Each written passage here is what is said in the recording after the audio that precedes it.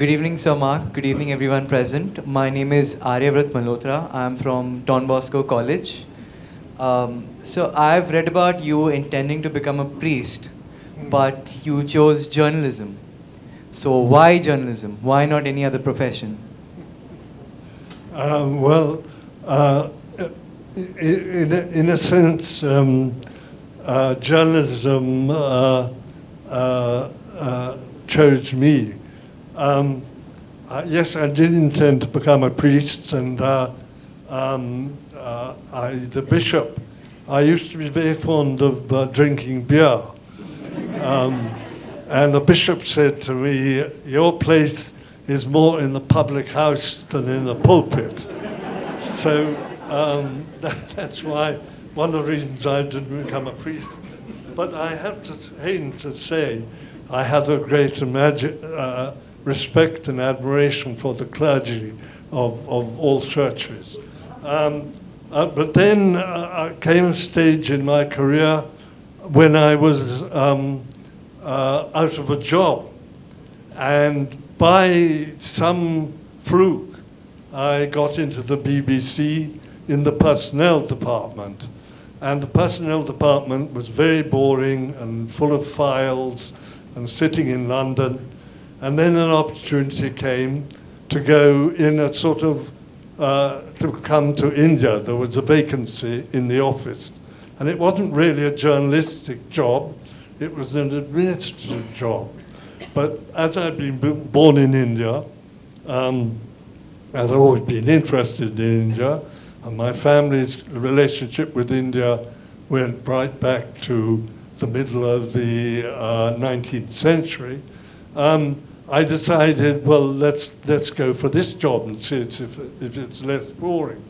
And once I came to India, I managed to convert what was meant to be an administrative job into a journalistic job. And that's how it all happened. So it wasn't, I was never one of those people who said, I must be a journalist, I have a huge urge to be a journalist. But I'm very, very happy that through God's grace, by good luck, that's the profession I ended up in.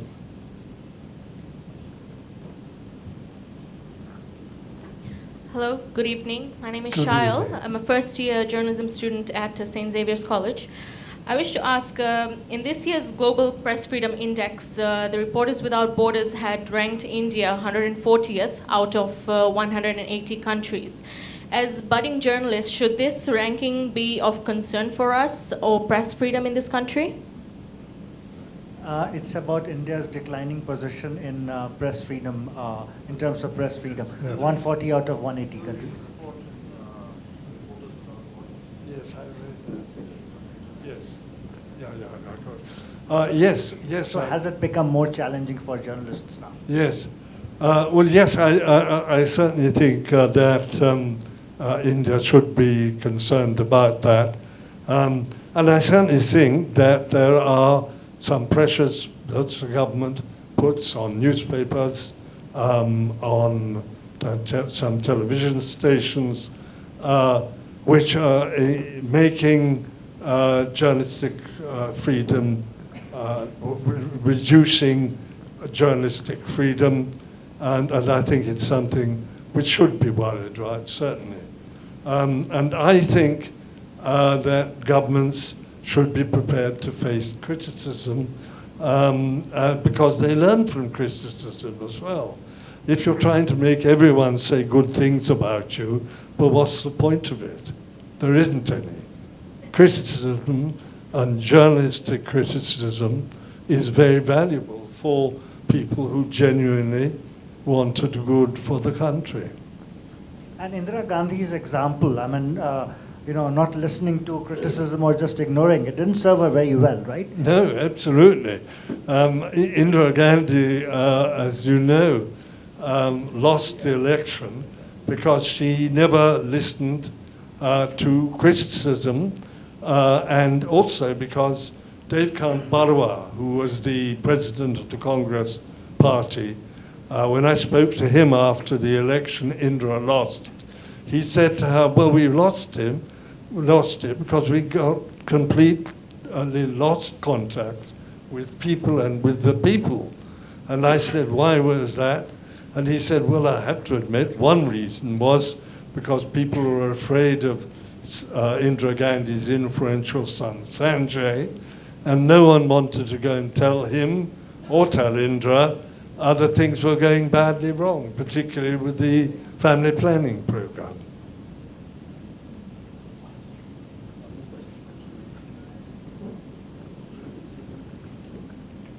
I'm Ronan Dakunya from St. Xavier's. You spoke of criticism against the government. So how easy or how much of an easy affair it is in today's government scenario to criticize the government considering issues when people really do stand up? And like you have issues of Gauri Lankesh being shot dead, Arundhati Roy being threatened. So how easy do you think it is to criticize the current government? How easy? I mean, is it possible to criticize the current government without being afraid about, getting threatened or about something or the other? As compared yeah, I mean, it's possible to do it. What the consequences of doing it are not clear at all. When I say that, what I mean is I wrote an article in The Wire, which is fairly critical. Well, I don't know whether there will be any consequence of that for me or but not. But then you're not on Twitter. I'm not on Twitter. And nor do I know whether I've been trolled or whatever you call it or not. But yes, there are some reasons to believe for some people anyhow, certainly. Mark, just changing tack completely and going to... Very tax with you, there are so many. So, Yes. so moving to Punjab, which was another Karm Bhumi of yours, and you've traveled extensively, reported so much from Punjab. But this question has got to do with our Goan connection in Punjab. In a very, very nice essay that you've written about Operation Black Thunder, and also, of course, Blue Star before that, you've actually compared the policing styles of Julio Ribeiro and KPS Gill. And one was fire and the other was ice. Julio Ribeiro was ice and KPS Gill was fire. And there's some very interesting passages, and because of the paucity of time, I'll not quote directly from the passages, but I'll kind of summarize it, where you've actually spoken about Goan Julio Ribeiro, who handled terrorism and not terrorists. Whereas KPS Gill, his solution was to handle terrorists first, and he would think the terrorism would get solved because of this. If you could just elaborate a little bit about the personality of Julio Ribeiro, because all of us, know him, love him, and he's from here. And he's a member of the International Centre Goa. Yes. Well, Julio Ribeiro is a man I admire hugely. And incidentally, in answer to your last question, he's the man who's certainly not afraid to criticize the government still. And what he says about the police force is very much what I believe and what I've been trying to say. But he is a man of great humanity. And he's not the sort of man who could adopt the tactics that KPS Gill adopted. Now, I also knew KPS very well, and he was a good friend of mine. I understand why he adopted the methods that he did, and we have to accept the fact that only when he was given freedom to adopt those methods did the problem of Punjab get resolved. But they were methods of lawlessness, basically, I would say. People were killed without, of course, getting anywhere near a court or anything like that. So I would wish that Ribeiro's methods had won out, but I had to face the fact that in the end it was Gill's methods which were successful. But I have to also say that when Ribeiro was in Punjab, one of the biggest problems throughout the Punjab crisis, and was there with Ribeiro as well, was that there was so much backseat driving from Delhi, so much political interference from Delhi, that Ribeiro didn't have that freedom which Gill had in the last days of the Punjab crisis. Yeah, I remember during Operation Black Thunder how Ribeiro and Gill had to fly every night from Amritsar to Delhi to take orders from P. Chidambaram, who was the internal home minister at that time. Yes. And every order had to be personally given by him. Yes. So these officers were flying to Delhi, taking orders in the middle of the night and coming back to Amritsar to handle a situation. So yeah, I know what you're talking about. It was a ridiculous situation. Okay, we have time for about 3, maybe 4 questions from the audience. I'll reserve the right to ask the last question. But 3 questions. And India is one of the largest markets, including rural India. Do you think the mobile has been a factor of good or bad in terms of especially the young people of India? Well, as someone who doesn't have an advanced mobile, but a very simple 1,000 rupees job or whatever you call it, I think, you know, so many things in life are not a question of good or bad, but a question of balanced use. And I think the mobile is a classic example of this. Yes, of course, there are a lot of value you can get out of having a mobile. But if you go on every time you sit back and you get out your mobile and have to flick through it, you become obsessed with it. That is an unbalanced use of it.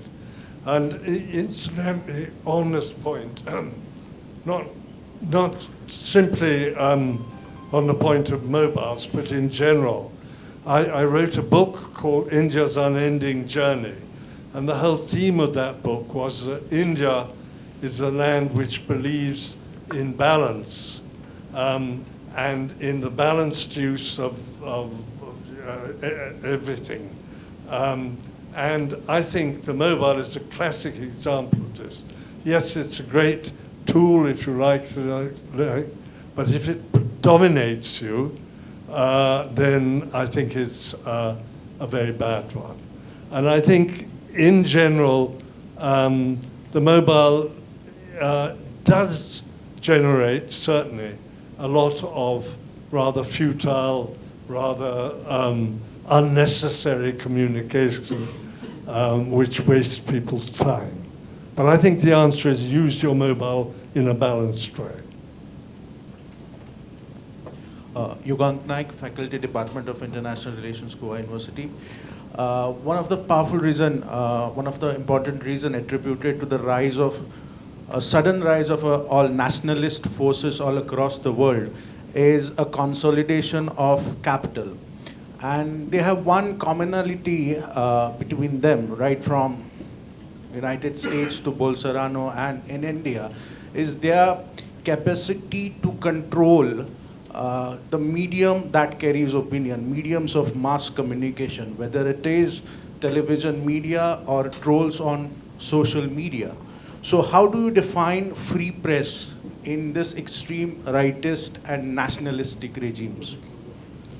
Well, I don't think it's entirely true that, because I don't think in America Trump actually can control. In fact, Trump, for instance, hates the Washington Post. But I think the tendency of all these right-wing leaders is to want to control the press and to do whatever they can to control the press. And I think that's very dangerous indeed.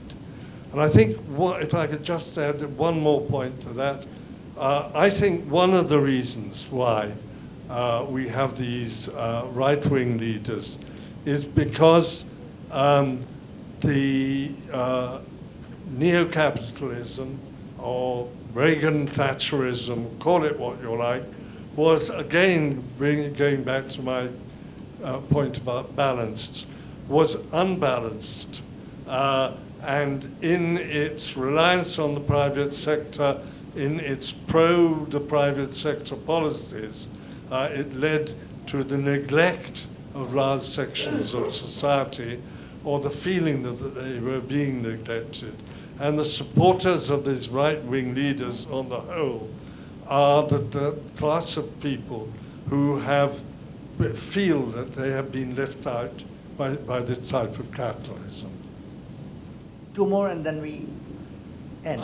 Yeah. Good evening, Sir Tully. I am Kumkum Prakash. I just want to ask you one question. Within your experience of so many years of journalism, can you pinpoint one thing about India which makes the Western press very paranoid? Either they get passionate about it and they praise it, or they get so very critical that we don't know what is it that about India that makes them so worked up, the Western media. Well, I don't know the Western media are that worked up, but I think one thing that does not go down very well is that when India starts sermonizing to other parts of the world, I think that is not that doesn't do India very much good, and I would go so far as to say that I think India would get a better press if people thought there was a greater measure of humility in the way it behaved as a nation. And that, I think, that's what I would say. One last question, and then we come back here. Do you know many places you go to and you're afraid that no one's going to ask you any questions? But Goa's certainly nothing like that. Good evening, Very Sir Mark. talkative people. Good evening, Sir Mark. My name is Rahul Chandavarkar, and the question I have for you is, you spent decades in India, and so I wanted to ask you, what is that feature or aspect of India that's closest to your heart, over all these years? What is closest to your heart? What do you like most about India?